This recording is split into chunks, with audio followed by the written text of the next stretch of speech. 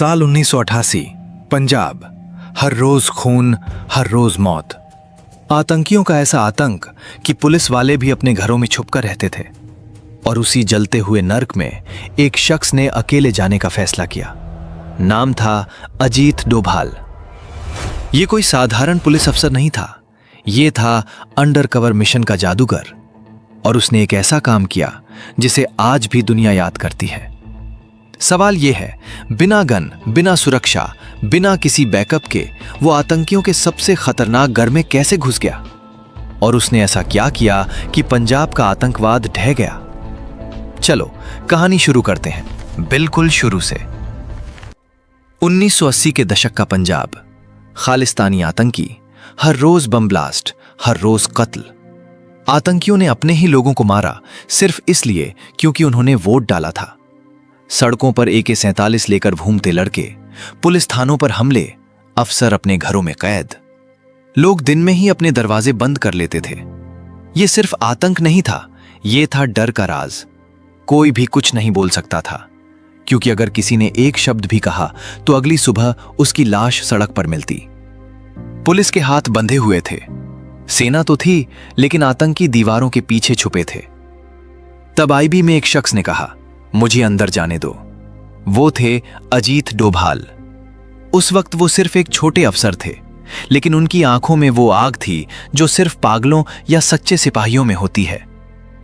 डोभाल ने अपने बॉस को समझाया, सर, हम बाहर बैठकर कुछ नहीं कर सकते। आतंकी भी इंसान है, उनके दिमाग में घुसो तभी उन्हें हराओगे। बॉस चुप रहे, फिर बोले, पता है अंदर जाने का मतलब? कोई रेस्क्यू नहीं होगा, कोई मदद नहीं आएगी। पकड़े गए तो तुम्हारी लाश भी नहीं मिलेगी। डोभाल ने बिना रुके कहा, सर, जान तो एक बार ही जानी है, और अगर ये जान देश के काम आ जाए तो उससे बड़ी कोई बात नहीं। बॉस ने उसकी आंखों में देखा, समझ गए ये रुकने वाला नहीं है। ठीक है, जा, लेकिन याद रखना तेरा नाम कोई नहीं लेगा। अगर कुछ हुआ तो हम मना भी नहीं कर पाएंगे। डोभाल ने पुलिस की वर्दी उतार दी, एक साधारण पंजाबी लड़के जैसा बन गया। पगड़ी बांधी, कुर्ता पहना, उसकी बोली भी बदल गई। अब वो बिल्कुल स्थानीय लग रहा था। उसके पास न गन थी, न वायरलेस, न कोई GPS। बस उसकी अक्ल, उसकी बोली और उसके अंदर का ठंडा दिमाग। डोभाल ने अपनी असली पहचान छुपा ली। अब वो एक स्थानीय कारोबारी था जो अपना काम ठीक करवाने के लिए आतंकियों से मिलना चाहता था। उसने अपनी एक पूरी बैक स्टोरी बनाई। क्या बेचता है, कहां से आया है, किसको जानता है, हर सवाल का जवाब उसके पास तैयार था। वो उस इलाके में घुस गया जहां पुलिस जाने की हिम्मत नहीं करती थी, जहां हर कोना, हर दीवार, हर चेहरा उसे मौत दे सकता था। उसकी धड़कन बढ़ रही थी, लेकिन उसके चेहरे पर कोई भाव नहीं था। वो चल रहा था जैसे उसी मोहल्ले का कोई आम आदमी हो। रास्ते में एक नाके पर कुछ आतंकियों ने उसे रोका। कौन, कहां जा रहा है? डोभाल ने सीधे आंखों में देखा। अपना काम है, बड़े साहब से मिलना है। किस बड़े साहब से? डोभाल मुस्कुराया, तुमसे बड़े से। आतंकी थोड़ा घबरा गया। उसने अपने बॉस को फोन लगाया। कुछ देर बाद बोला, चल, लेकिन अगर झूठ बोला तो तेरी गर्दन यहीं छोड़ देंगे। डोभाल चल पड़ा। अंदर ही अंदर उसकी सांसें तेज थीं, लेकिन चलना बिल्कुल नॉर्मल था। वो जिस कमांडर से मिलने जा रहा था, वो उस वक्त पंजाब के सबसे खतरनाक आतंकियों में से एक था, जिसने अकेले ही 50 से ज्यादा पुलिस वालों को मारा था, जिसके एक इशारे पर पूरा जिला थर्राता था। मुलाकात एक टूटे फूटे घर में हुई। चारों तरफ गन लिए आतंकी। अगर एक शब्द भी गलत हुआ तो डोभाल के टुकड़े टुकड़े। दरवाजे पर 2 बंदूकधारी, अंदर 4 और बीच में वो कमांडर। डोभाल ने गहरी सांस ली और अंदर चला गया। कमांडर ने उसे ऊपर से नीचे देखा। आंखों में शक था, हाथ में गन थी। बोला, तू कौन है और यहां कैसे पहुंचा? डोभाल ने सीधी नजरों से देखा। हाथ नहीं कांपे, आवाज नहीं लड़खड़ाई। बोला, मैं अपना काम देखने आया हूं, बाकी तुम्हारी मर्जी। कमांडर ने पहली बार में ही पूछा, तू पुलिस वाला तो नहीं? डोभाल थोड़ा हंसा। पुलिस वाला होता तो इतनी बेवकूफी थोड़ी करता, यहां अकेला आ जाता। कमांडर के चेहरे पर एक हल्की सी मुस्कान आई। उसने डोभाल के सामने पानी रखवाया, बोला, बता क्या काम है? डोभाल ने कहा, मैं कारोबारी हूं, माल आता है लेकिन रास्ते में कुछ लोग रोक लेते हैं। सुना है तुम्हारा नाम सबसे बड़ा है, सोचा तुमसे दोस्ती कर लूं। कमांडर चुप हो गया, फिर बोला, अच्छा दोस्ती करनी है तो सबसे पहले एक काम करके दिखा। उसने अपनी गन उतारी और डोभाल के सामने रख दी। हमारे एक दुश्मन को मार कर दिखा, फिर बात करेंगे। यहां पर एक सामान्य आदमी डर से बेहोश हो जाता, लेकिन डोभाल ने गन उठाई, उसे पलट कर देखा, फिर धीरे से वापस रख दी। बोला, मैं कारोबारी हूं, कसाई नहीं। मुझे मारने से कोई लेना देना नहीं। मैं आया हूं तुम्हारी जेब भरने। अगर मारना ही है तो तुम खुद मारो। कमांडर ने अपने आदमियों की तरफ देखा। सब हैरान थे, कोई उनसे ऐसे बात करने की हिम्मत नहीं करता था। इस शख्स में नस थी। कमांडर बोला, तेरे अंदर दम है, मुझे तू पसंद है। ठीक है, अभी नहीं मारेंगे, लेकिन तू हमारे साथ रहेगा कुछ दिन। देखते हैं तू सच्चा है या नकली।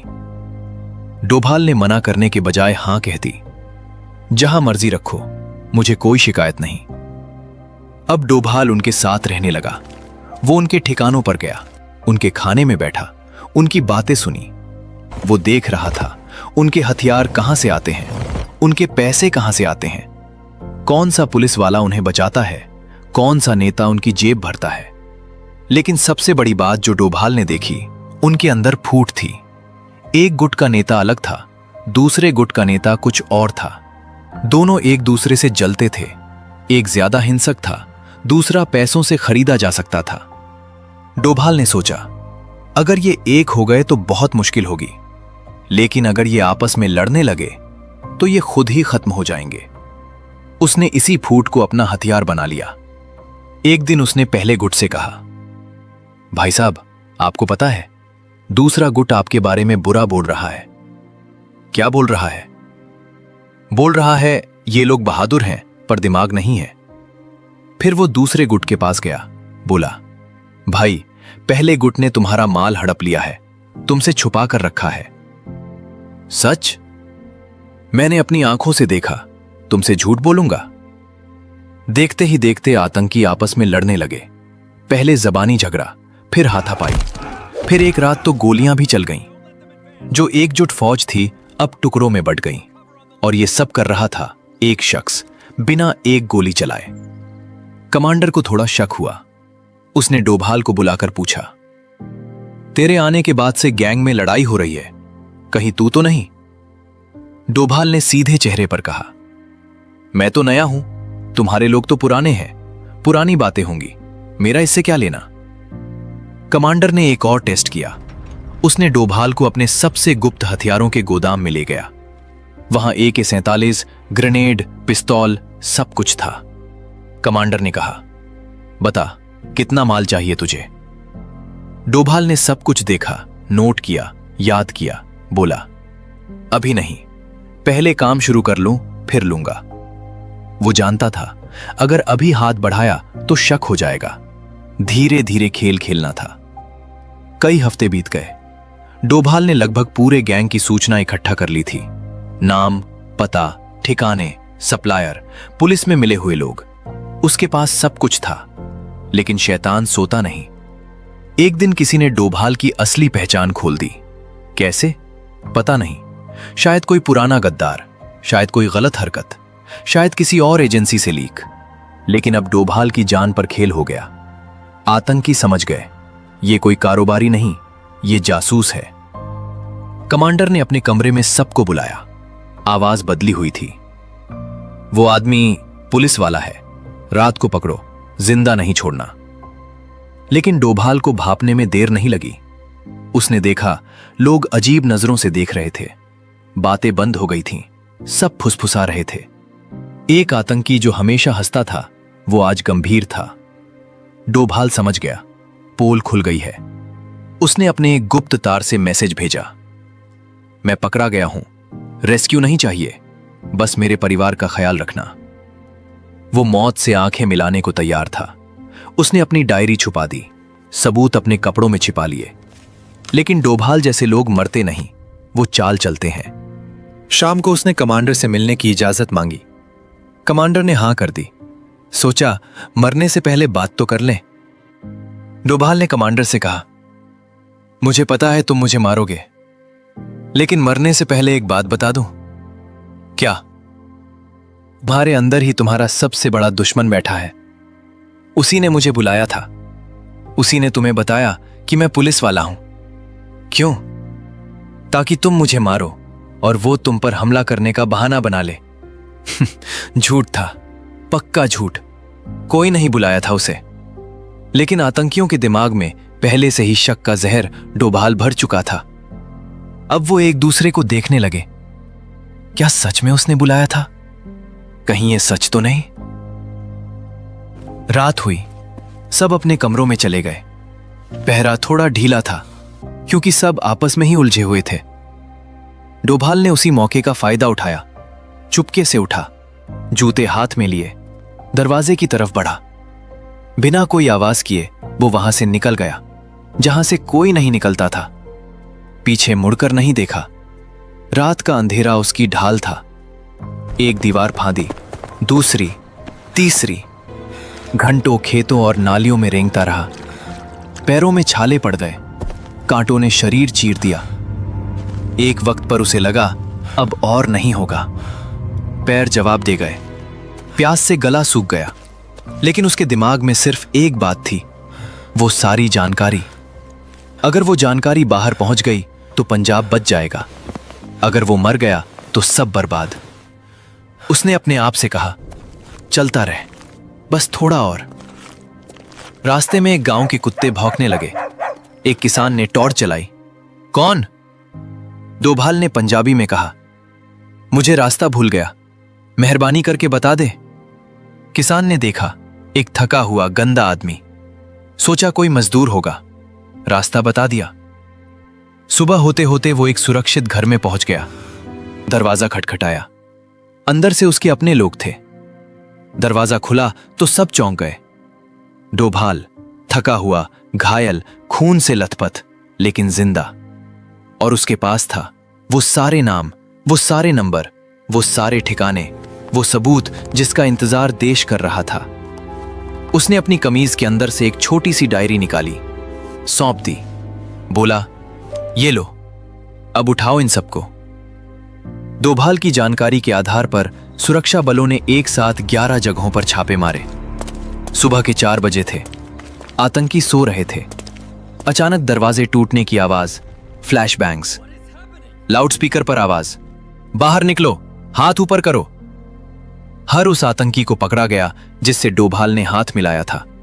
जो कमांडर डोभाल के कंधे पर हाथ रखकर हंस रहा था, वो अब पुलिस की गिरफ्त में था। उसकी आंखों में हैरानी थी। कैसे? ये कैसे हो गया? एक एक करके उनके ठिकाने ढह गए। हथियारों के सप्लायर पकड़े गए। उनके पैसों का पूरा नेटवर्क खुल गया। पुलिस वाले जो उनकी खबर देते थे वो भी पकड़े गए। नेता जो उनकी ढाल बनते थे वो भी सामने आ गए।